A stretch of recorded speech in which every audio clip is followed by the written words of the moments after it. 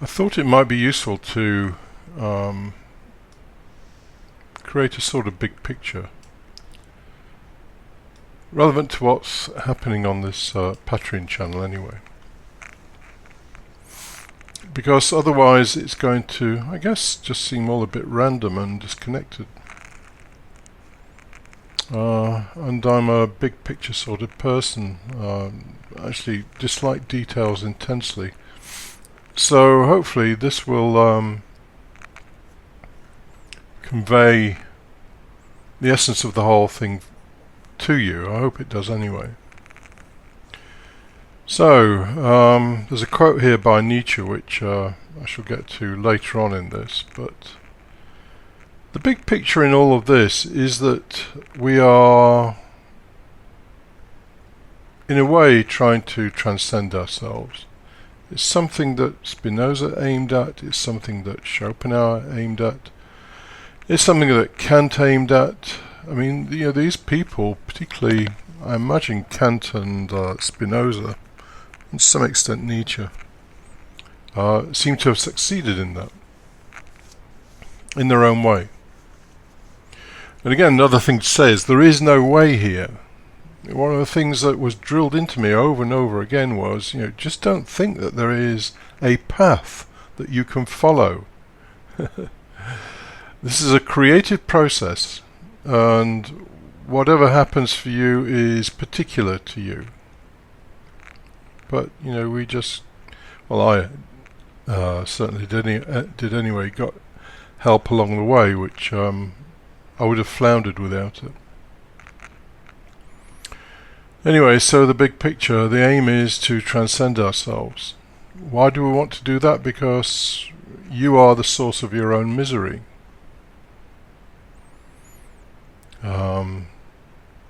Your emotions, your concepts, your ideas, and obviously your physical body, if it's in pain, are sources of misery. I mean, they can be sources of pleasure as well, but if you want to play the pleasure-pain game, then go do it. Just don't complain when the pains arise, because, as I've said a number of times, pleasure and pain is a roller coaster. The only real pleasure comes from trying to transcend all of that, oddly enough. So where do we start in all this? Well, when we are kids, really, there's a Zen saying that mountains are just mountains, trees are just trees. It's the beauty of being a kid, and as you know, Jesus Christ said, unless you become like a child, you cannot enter the kingdom of heaven. Very profound statement, because children, in a way, transcend themselves. They can be little brats and all the rest of it, but they're just there. I remember when I was a kid, endlessly playing in the nearby woods and fields and so on. Never a thought for anything. I was one with nature to a large extent. So mountains are just mountains, trees are just trees, the sky is just the sky. Our heads are not full of all kinds of rubbish and conditioning yet, but sure enough is going to happen. So this is our kind of state of innocence. It's a state that ideally we would like to regain, because apart from your parents, I imagine life possibly was quite nice when you were a kid. Maybe not, but very often childhood is kind of idyllic. So this is before anything happens, and then we go through the next 20 years or so, and we get programmed. And this is where all the damage occurs. The programming isn't just, be a good boy, be a good girl, look your best, do your best, always work hard, all that stuff. But actually the concepts that we pull into our heads are largely erroneous. Truth, purpose, meaning, progress, the supernatural. And we believe in all this stuff to some extent, to a lesser or greater degree. And, we get all society's programming as well. that you have to behave in a certain way, and there are certain, quite extensive codes on how we should behave in society. So by the time we're 25, we're pretty much fully programmed, both by society, by our parents, our peers, in terms of our concept sets and so on. No one ever goes to the trouble to tell you that actually a lot of this stuff is just instrumental. It's just useful things for living a life. So be polite to people and all that kind of stuff. It's not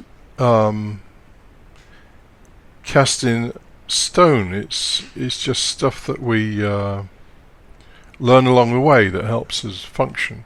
Same with intellectual concepts. Cause and effect, meaning, whatever concepts you have that help you function in the world, mathematics, numbers, science, and so on. So anyway, by 25 we've got all this stuff in our head, and we suffer according to our programming. It doesn't really matter what your programming is to a large extent, you will suffer to a greater or lesser degree, because no one has ever bothered to figure out whether the programming actually is lined up with your real essence, your real nature, which is, I've called it various names: the beast, the wolf. We're allowed to be a beast or a wolf as long as it's in a civilized way. We're not allowed to be a beast or a wolf in a way that society disapproves of, and that can create frustrations and conflict and so on. Anyway, so that's what we are at 25, a fully programmed thing. And by the time we reach 25, then mountains are no longer just mountains. We've learned they are made out of rock that came from volcanoes, maybe, or colliding tectonic plates, and the Earth is a big ball spinning around the sun, and it's a lump of rock, and mountains are just part of that. So the mountains are no longer just mountains. We've got a head full of stuff that gets in the way. So typically what happens is disillusionment and pain will set in. Now, people handle that in two ways. One is the disillusionment is either people find palliatives for it. So maybe sex, alcohol, drugs, rabid ambition, any number of things like that. And it doesn't work, obviously, but it keeps us going as a functional unit, which is simply what life requires. And as I've said before, what life requires of you is that you live long enough to procreate. At a basic physical animal level, that's all that life requires of you, that you procreate. Your personal suffering is of no concern to life whatsoever. So, if we do not, choose to totally paper over these issues, our own pain and suffering, then maybe a search commences.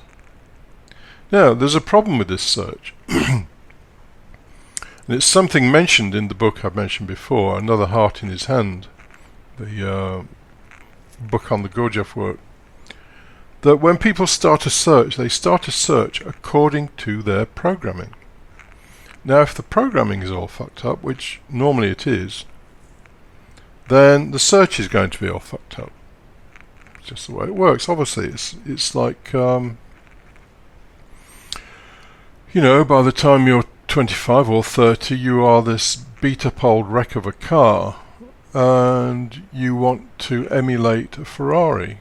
Well, it's just not going to happen. You are what you are at that age. So the programming is faulty, and so the search is faulty. So maybe, there are many examples. So maybe when you were a kid, you were told that it was wrong to be rude, you had to look your best. You were a bad child. Maybe you were told that. Maybe you were told that you had to be sorry all the time, that you were made to feel guilty and so on. And so when you get to the age of 25, that programming is in there. So when you go searching, you go and you find something like maybe some Christian sect that is based on you being sinful and so on. And your search takes you there, and that's what you do. You kind of amplify your own programming. I know that happened in my case. I thought the answer to all of this and my programming was that, I used intellectual pursuits to paper over my cracks. And so I believed that the answer to my own pain and suffering was intellectual pursuit. Fortunately, at the age of 30-something, I met someone who showed me it wasn't. And that my search really was just an extension of the way that I'd been programmed and was going nowhere. And I'd wasted 10, 15 years going down that road, and happily I didn't waste 60 years going down that road. Well, I couldn't have wasted 60 years, but 40 or 50 years. And most people do. So you take many of the philosophers, for example, maybe even Nietzsche. Nietzsche was really a destructive bastard. I mean, he's incredibly useful for something I'll get on to later. But as you know, Nietzsche went insane towards the end of his life. Now, some people say it was syphilis that did that. I don't know if that's the case or not, but certainly Nietzsche never seemed to realize, and neither did Schopenhauer, that actually all that stuff they were doing at some point has to be let go of. You have to jump over a chasm. And they don't seem to realize that, so they stick with their analysis and so on. It's an intellectual pursuit. And you don't find an answer in pure intellectual pursuit. You don't find an answer in physical pursuit. You don't find an answer in emotional pursuit. In devotional pursuit, none of these things are going to give you the answer. Anyway, so this is what happens, and I'll be a little bit presumptuous, but I would imagine that many of the people on this channel hopefully have taken something from this channel that has shown them that their dominant way of executing their search is just an extension of what they were before they started to search, an extension of their programming, that they're bad people, that they're inadequate people, that there's something wrong with them, that they need to change, that whatever it was. So the answer I remember many years ago. A guy I know, well, I still indirectly know him. A guy who was very heavily into Gurdjieff work, and he just said to me, he said, Martin, he said, if only I could get more knowledge. And I just said to him, the problem with you is you need less knowledge. So he was an intellectual. He just thought that cramming his head full of more and more and more stuff was going to do it for him, which of course it doesn't. So extra knowledge, belief systems, and all of a sudden mountains are no longer mountains. They're, some kind of intellectual or emotional or conceptual construct. So, how do we make some kind of real progress in all of this? Well, we have to deconstruct.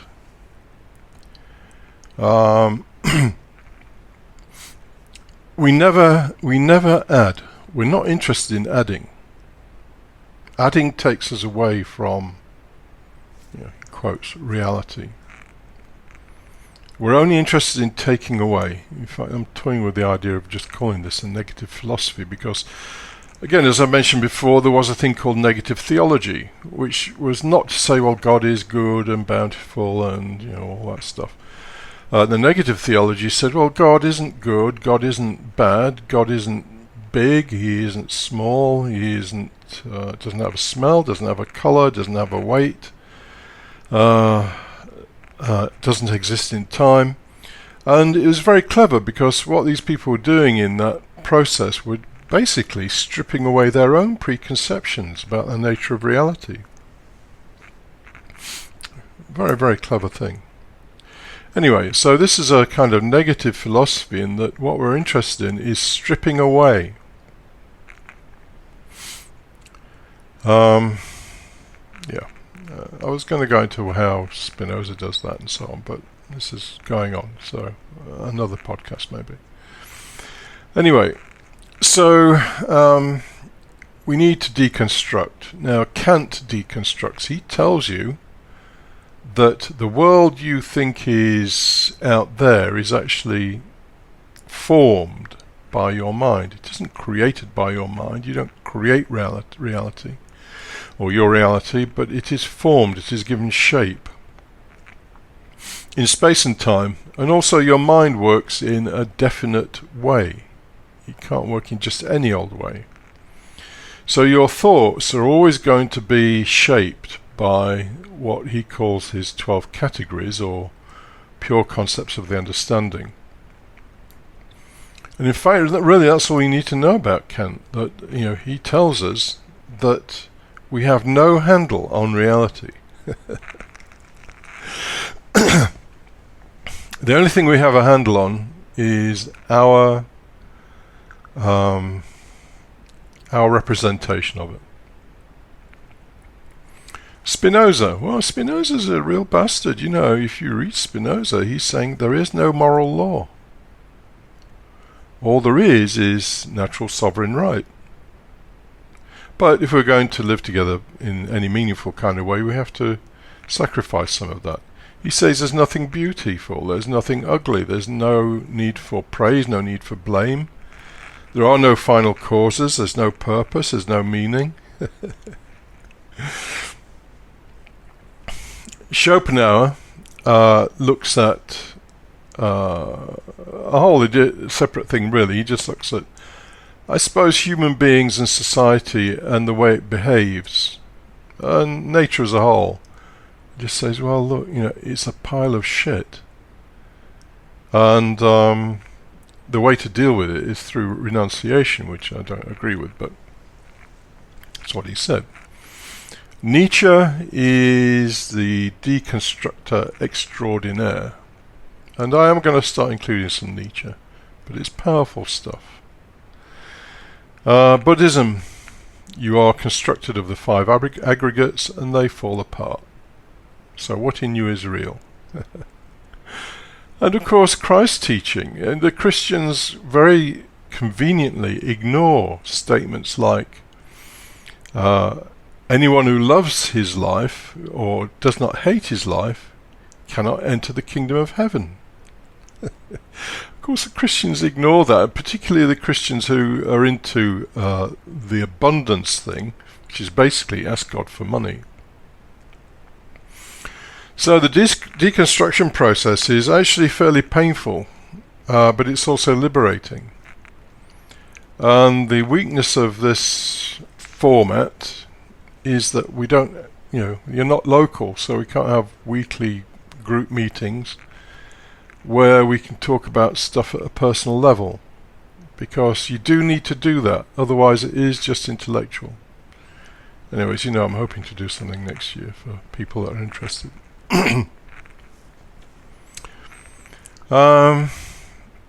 So, deconstruction. This is what this whole channel is about. Deconstruction. As Christ said, the foxes have their dens, or whatever they have, the birds have their nests, but the Son of Man has nowhere to rest his head. And you have nowhere to rest your head. If you are resting your head somewhere, you should be very, very suspicious about that.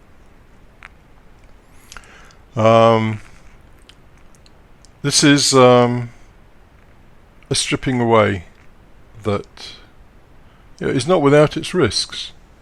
So you need to do it. You need to measure your own progress in this stripping away process and what you're comfortable with.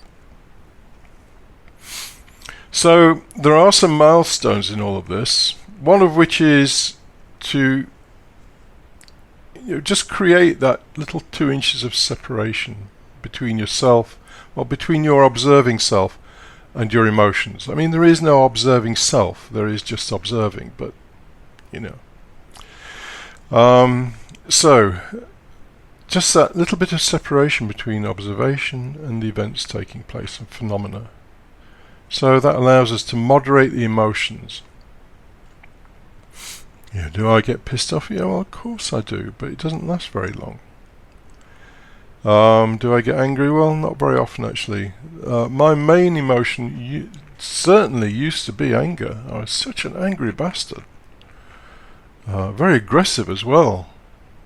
People were frightened of me. I didn't realize that. I thought I was being all nice and charming, but I wasn't. I was being very aggressive. Anyway, so moderation of the emotions.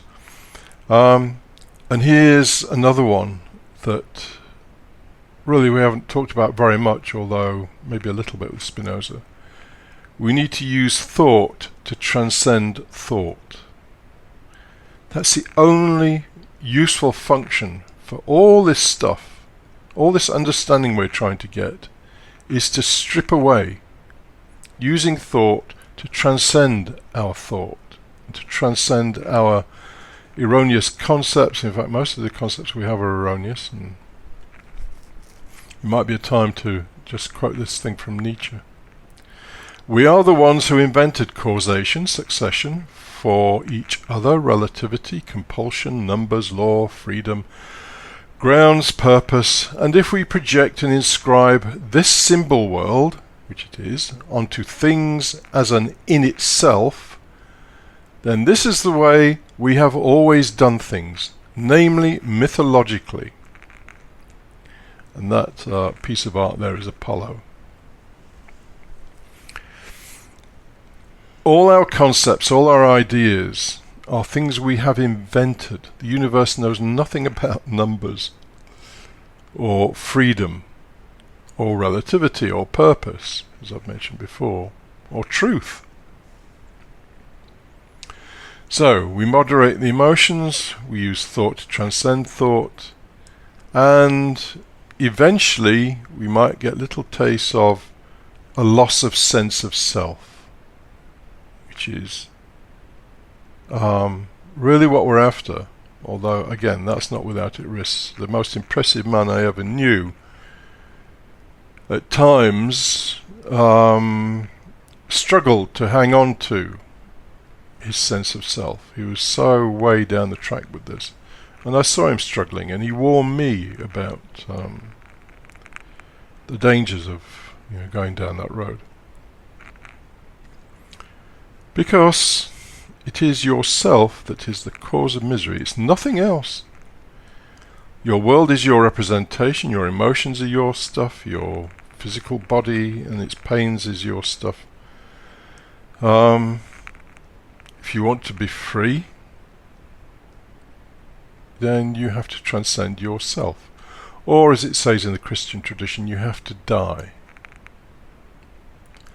And maybe some of you are already getting a taste for that. There's a certain kind of sadness associated with it, but also a certain kind of joy. And as Gurdjieff said, the world really is a struggle between joy and sadness. And to die before you die is definitely a process that involves joy and sadness. After all, something within you is dying. Anyway, so that's the big picture. I hope that's useful.